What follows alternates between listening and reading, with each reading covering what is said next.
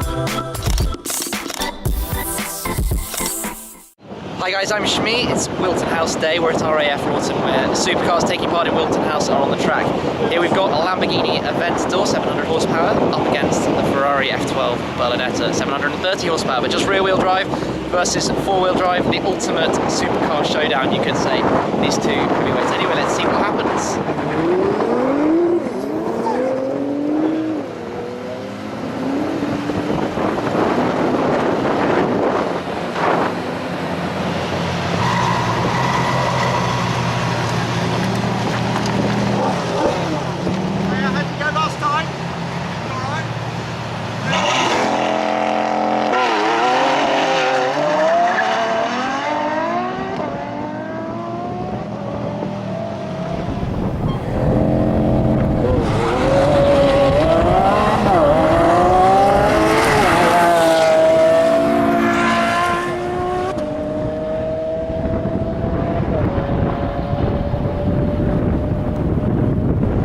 Shame the F12's launch didn't quite go to plan, but man, that Aventador shifts. Anyway, make sure you subscribe to Shmi150 for the latest supercar videos and check out all the rest from this year's Wilton House Supercar Show.